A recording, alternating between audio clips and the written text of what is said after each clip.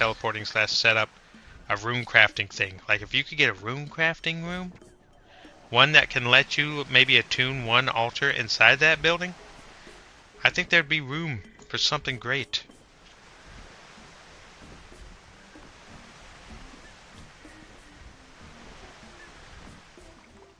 But, I mean, as it stands, the clan citadels... Oh gosh, is my dude not fishing anymore? Why would he quit? That's odd.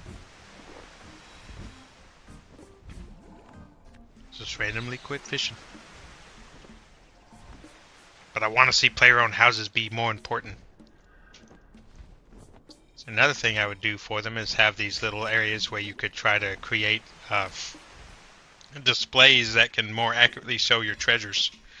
Like actually give your trophies out into the rooms, not all these tiny little things they're doing where you can pick one of your little things on a part of a wall. It needs to be a little more comprehensive than maybe 2 trophies fit on one little wall.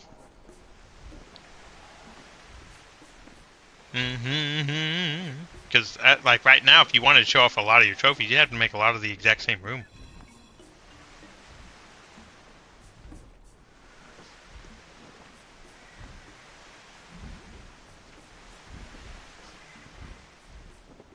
Boss jars.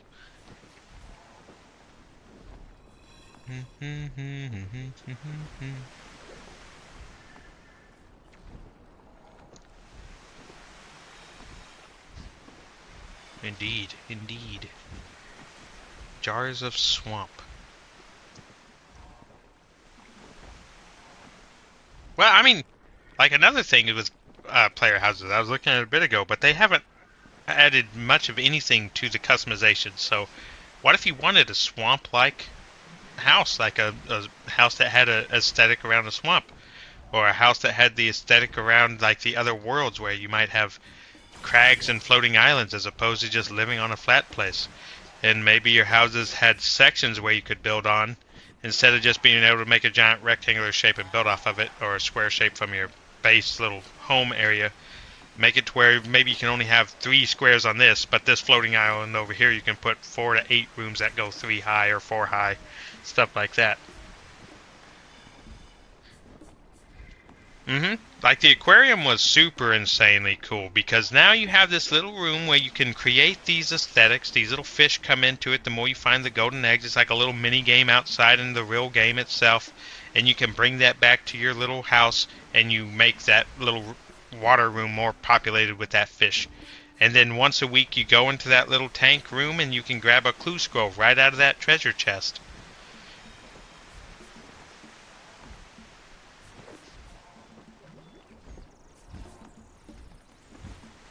Oh yeah, I make use of that baitless fishing.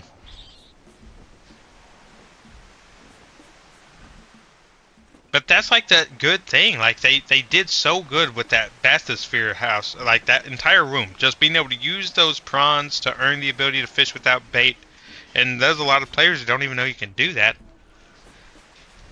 But it's because it's not talked about enough within the spec, and it doesn't brag about itself in a good way where it's like, these are the benefits of doing construction. Did you know at these levels you can get benefits like this? Like, I would even have little tooltip guys like that so that people who don't want to know everything about the skill but want an idea of like, why would I use the skill? I would give these cliff notes on the skill saying, you can eventually enjoy stuff like this using this skill. Maybe we won't tell you exactly how to do it unless you really want. But if you don't get stumped on it, you can figure it out and get this nice little perk.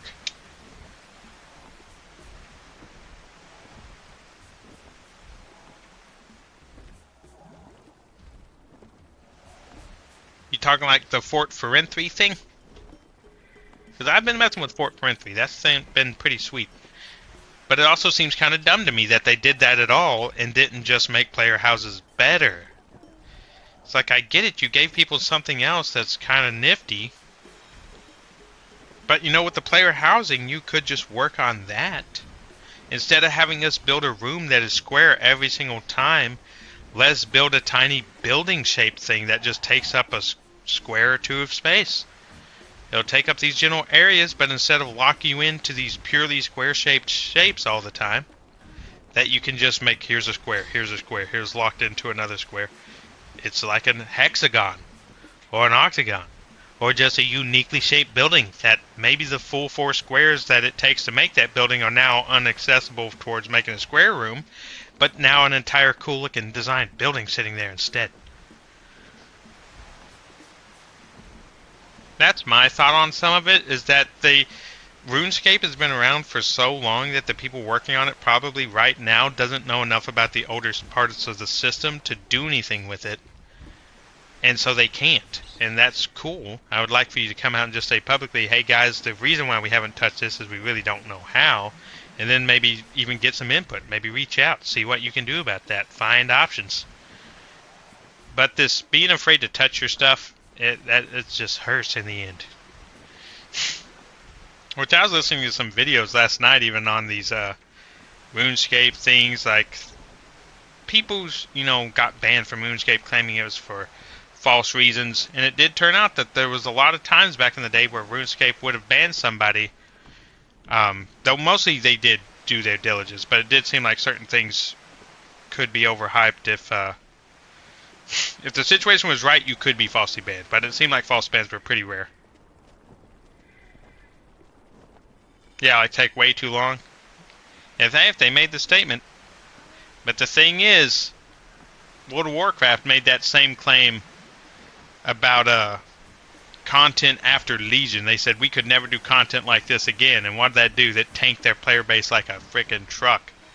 You can't create such a good thing and then say you'll never put that amount of effort in because this one, it turned out, was more effort than you intended or wanted to do. It's like, well, once you've done it and shown that it's possible, it's really going to help you to say you're not going to do it again. It's like, I get it if you took on something monumental, but you didn't.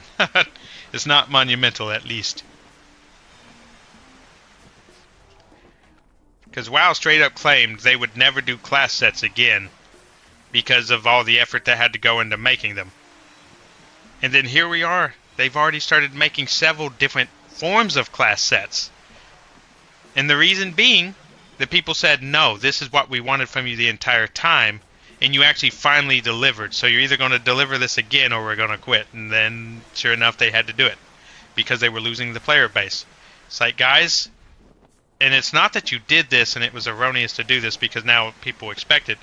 You were making these type of promises from the beginning and just never gave them. And then when you finally did and showed what you were capable of, people just wanted to continue to see that thing because you only just now went back to a point that mattered, which was listening to your player base, giving them what they were looking to get, and not focusing on what you wanted to shove into the game personally.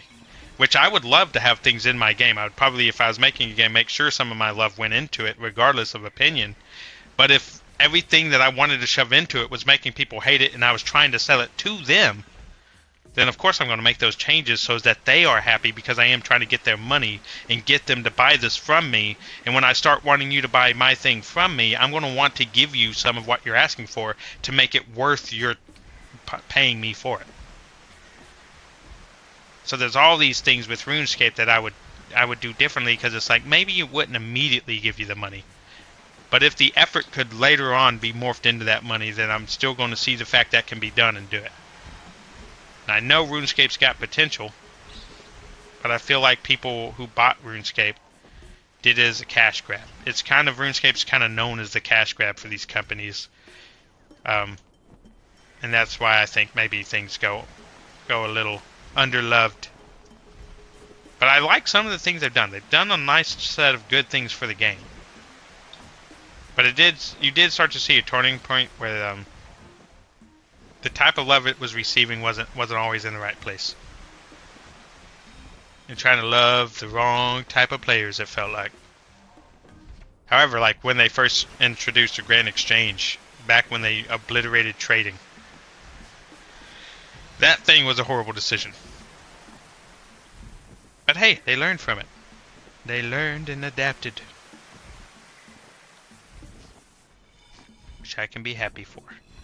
Like the player owned farms, thought that was great other than being super overpowered for leveling farming.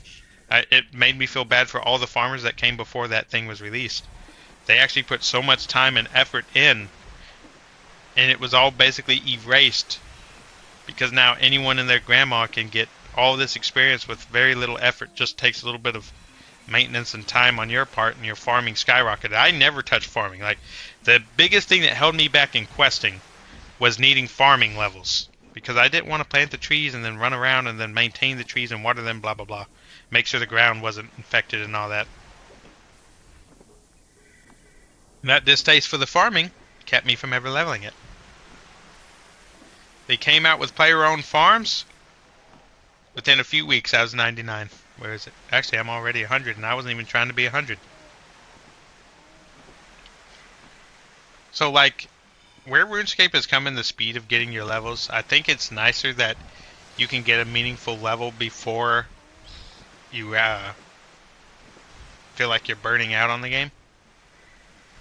But at the same time, for all the people who put all those burnout hours into the game to get their levels back in the day, and now here they are in RuneScape 3, and a lot of people probably have close to their level because they simply bought 900 keys and popped those lamps into one stat at a time. Kept doing that every sale they got until they got 120s.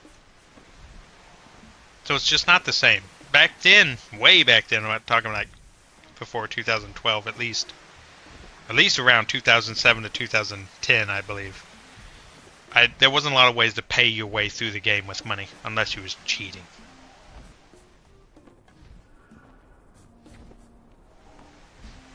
Yep. Now, if you don't get that full 200 million experience, it doesn't feel like you're actually there, which is evil. Because that 200 experience, 200 million now, is what 99 felt like back in the day. Like, when I got my 99 rune crafting, it felt good because it was lengthy, time consuming. And when you finally had it, it was an awesome feeling. But then now, I don't think there's a single stat I care about, because if I really wanted to, I know I could throw money at keys and just have the level. It would just kind of happen with those lamps and stuff. That part I'm not the biggest fan of. I still like the game for the most part. I hate that it does have that huge pay-to-win element. If you really had money to toss at this game, technically your stats could be jacked and you wouldn't have done anything. You don't have to leave the Grand Exchange. You could stand right at the starting place of Lumbridge if you really wanted to, or Berthorpe, wherever you start these days. Wherever that is, you could just stand right there by your keys, be 99 without taking a single step. I'll say that maybe you'll get unlucky and the things you buy through keys will rack up in your inventory until you actually have to throw some of it in a bank, and then you don't have to move from that point. From that point forward, simply keep buying. What is that thing just floating over there? Oh, this dude has a cool emote. Oh, fancy that. So many emotes I've never seen these days.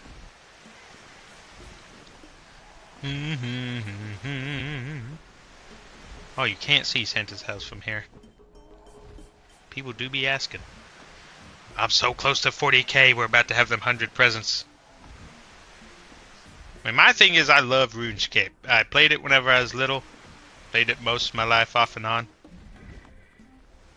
A lot of off because of just the game standing out. Didn't really have a lot to grind for in here that I wanted, because I got killed by a plant one time a long time ago and lost my red Santa hat.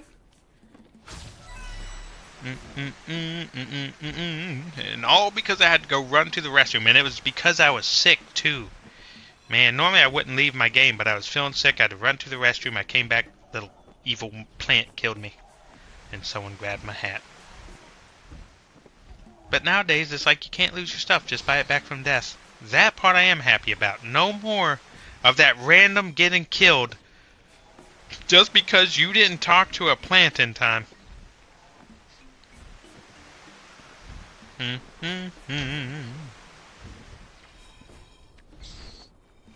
Give me all the rapper. Oh, I got an easy clue scroll. I need all of those I can get. The thing I'm going to do after this, once the Christmas event's going through, I'm going to try to get at least 100 master clue scrolls, and then try to do them. I'll probably stream as I do them, though I know that'll just be another boring, long thing. But I'm not going to open them until all 100 are stacked together. And then if I have other clue scrolls, but my intention is to probably try to use all the other clue scrolls to scale up into a master, if that's still doable. I don't know if there's like a cap on how many you can do. But I know there's a dude who would let you scale up if you had like one of each of the lower tier. And I know master clues can give you the best of stuff, so I was going to try to do 100.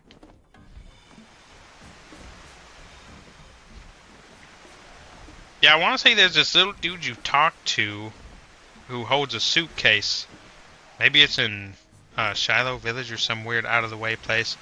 Maybe he's in Borthorpe. I can't remember. But allegedly, I think I talked to him once. I just can't remember if it's still the same way. But you just go show him one of each clue scroll underneath the master, and he gives you a master. Yeah, you can scale down easily enough. It's the scaling up is a little trickier. Because I want to say to scale up to a master, you need one elite, one hard, one medium, one easy. And then that dude will let you trade all 4 for that one. Let me see if I can get this looked up again. Oh, locked myself up. One moment.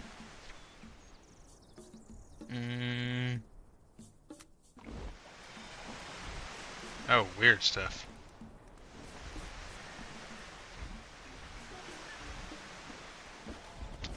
Do.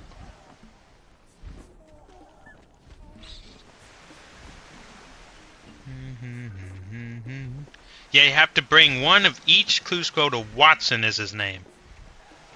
Ah, yes. So if you can find Watson...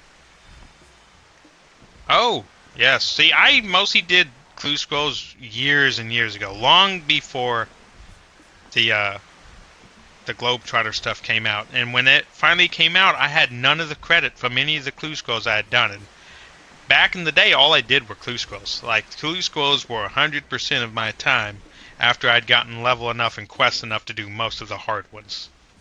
I just couldn't do anything harder than a hard clue scroll very often because a lot of the elites were making me go into quest areas that I just didn't have.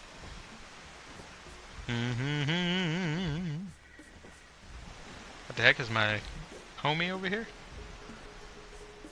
Someone I know is over here. I can drag this down.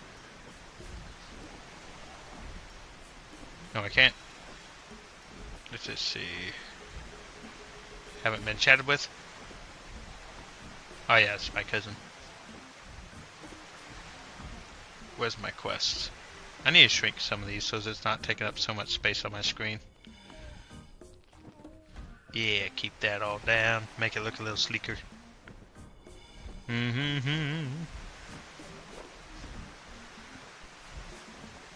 Alt 1 toolkit. What's an Alt 1 toolkit? I'm so out of touch with this game.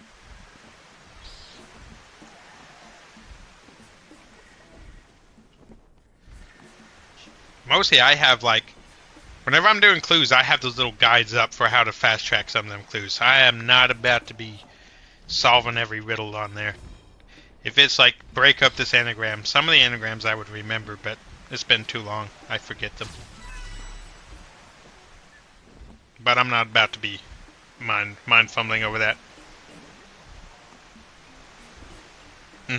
Yeah, I do use those clue solvers.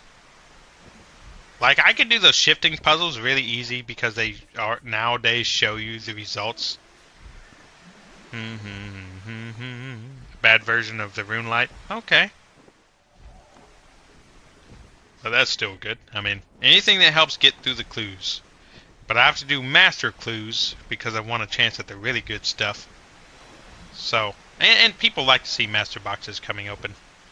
I only did maybe 2 or so far. I don't think I've done many master clue scrolls. I know I've opened at least 1.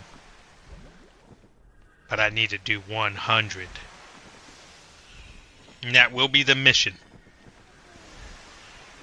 It's just going to be one of those things. I'm almost at 40k. Then we'll be able to see what type of presents we get. I'm not going to open them. Unless they're gold. If it's a gold one, because there's no RNG, I'll open it. But what I'm going to do is see how much Christmas wrapper I can get between now and Christmas. how many 40k stacks and then just run through Christmas Day just opening all my stuff.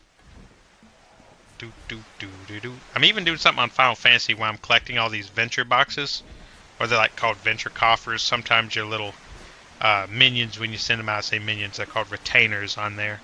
But you send them out on a mission, and when they come back, they can give you this, basically like a treasure box that can have something pretty valuable inside of it when you open it. Excuse me. So every time they come back and I send them back out, if they get one of those, I'm just holding on to it. I have about 12 so far. But I was figuring on Christmas Day or something, I could also use that as part of my stuff. Just pop over there, open up all the little treasure boxes I had there. Anytime I have treasure boxes, I like to rack those up and then maybe do a reveal on it, see if I get lucky. Because I've only done once where I did a bunch of clue scrolls. I did a roughly 25 easy, 25 hard, 25 medium, and 25 elite clue scrolls. And then I opened them all. And I actually had fun with it. Made a nice chunk of money, nothing too crazy. But then, let's see. Then I got the idea for the master that I want to do. And so I was going to take those master clue scrolls and just try to do 100. Just 100 of only the master. Unfortunately, that means you have to basically sacrifice one of each lower tier clue scroll for each master that you want to create. So that is ultimately a lot more clue scrolls you're going to end up not having been able to do because you trashed them in order to get a better one. But even one of the really good master clue scroll rewards of the high tier would easily pay for all the easy clue scrolls. I don't know if there's anything you can get from an easy clue scroll that would constitute as good value. You know, most of their little drops are just 1 million something, which I'm trying to get as many of them as I can. So eventually I'll keep popping open each tier of clue scroll until I can get a lot of the treasures I've never received from a box. Because it does give you a little thing on your screen showing, oh, I've received one of this. I think it would be cool if you could have filled up your entire clue scroll box with clue scroll rewards that you earned. But I'm not doing just that. Maybe one day if I just get really close to doing that, I would go through and try to ham into it until I did get all of them, at least for easy. I know easy you could do probably, but I don't see myself getting all the drop table from a master clue scroll, ever. So that part, you know, might take it with a grain of salt. Might find me buying a couple of those armor pieces and then just shoving them into my clue scroll reward box. Because I'd rather have it filled out. It's more important to me that I have all the sets in there than that I had personally done it. Like, to me, it's just as good if I get 3 Bandos chest plates, rune Bandos chest plates. Well, I'll sell 2 of the chest plates, buy a pair of legs and the helmet, and then keep doing stuff like that. Every time I get an extra bit, I'll use the money from the extra clue scroll reward to buy one of the ones I'm missing, and then shove that in my clue box instead. So it's not like I'm just going to put things in my clue box that I absolutely got myself, because that would just be way too hard.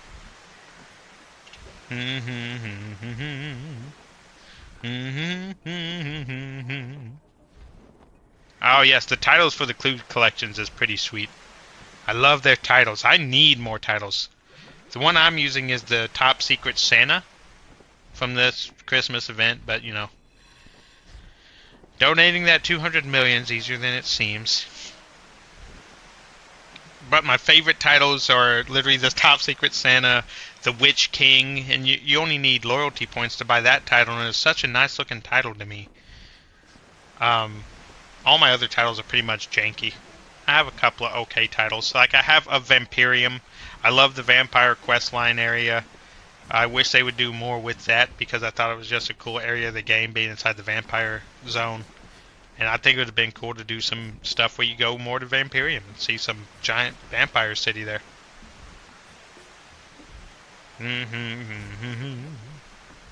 Just don't get me wrong, I'm glad they did the City of Death, basically. So the City of and that one being, I don't know if you're supposed to say or It's hard. It's hard to differentiate. We're only 600, well, little under 600 wrapper away from 100 presents. La la la la la la la la la la la la la. Yep, sadly these little tokens. Oh yes, I have the Fire Lord title. I can actually use that one.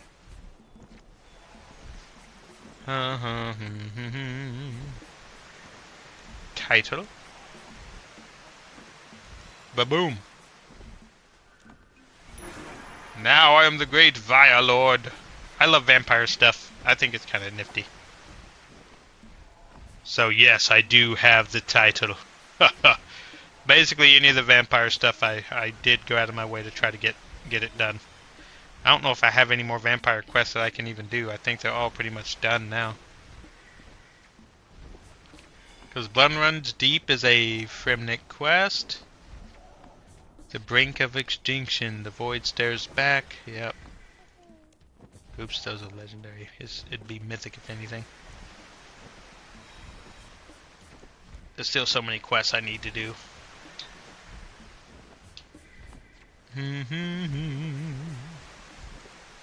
Yeah, the rest of this goes off into the Tazara quest, and then it becomes Elder God stuff and Sliske stuff. Like, this is where I'm hurting. Like, to do Nomad's Elegy, I've got to do Dishonor Among Thieves, Nomad's Requiem, and Heart of Stone, and The Void Stares Back, just to do this one quest. And Blood Runs Deep seems to be a part of this, following the events of it anyway. And so I think it's, you know, it's a little evil. They don't have more vampire quests. But I could see where you don't. That's clearly not the aim of the game. So if, you know, if it takes them a while to do some more, that's fine. I'm cool with it. I just wish they would do it.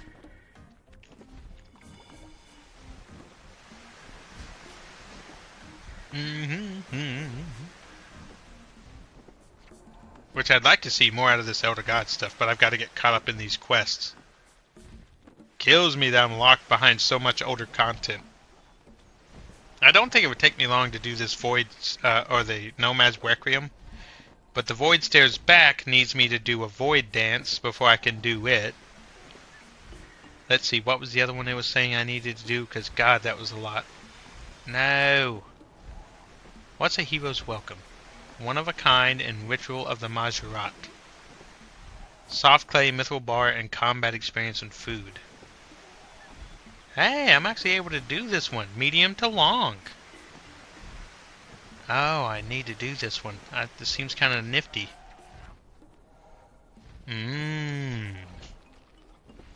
Love the looks of this.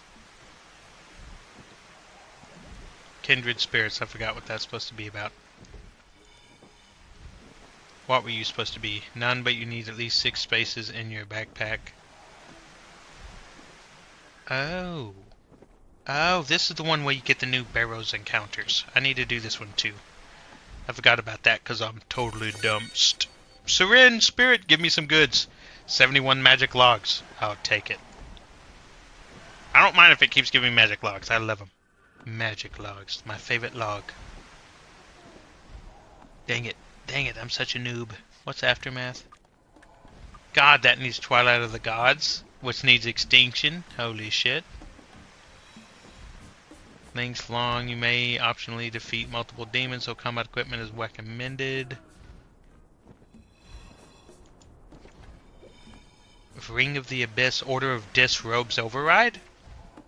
I like the Order of Dis, I thought it was pretty cool looking. 5 times Chaos Die Reroll tokens. Ability to use Chaos Die Reroll tokens. So you couldn't use them before then. 10% reduction of damage received in the Zamorak Lord of Chaos encounter.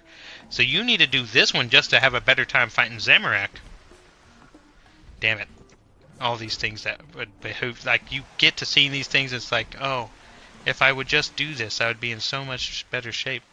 Holy shit, Nomad's Elegy, Kindred Spirits, Heroes Welcome, Children of Ma. I still haven't done Children of Ma. God dang, no wonder, because of Dishonor Among Thieves.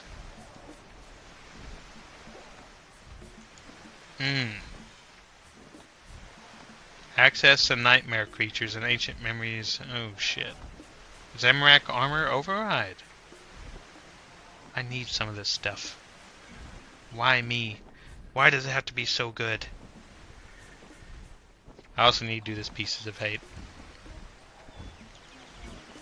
I came a long ways to try to get this one. The required items are a little odd. Yeah, the big book o' piracy.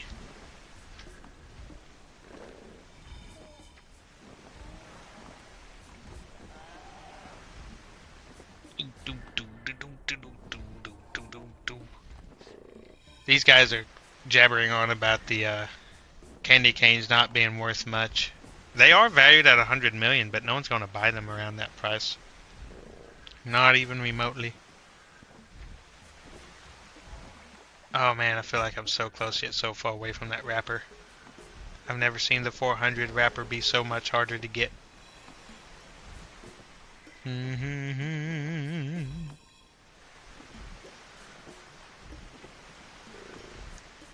Yep. These guys are saying, yeah, it's listing for 100, but it's not selling. As I know it's not. I've got some things that have been popping in. They have been selling for around 1 million, but I've also had them be selling for about 100k too. And I think they're probably valued around 100k or less. Well, I say that. I've been selling them for 1 million, so I know they got some sellability to them. People think they're worth 1 million. La la la la la la la la la la la la la la. La la la la la la la la la la. Ba-do. Ba-da-da-da. They fixed the prices. Oh yeah, I do think that they got the price. I want to say I went to look earlier and it was probably around 1 million. Like its prices dropped like a rock. If it wasn't just that one candy cane.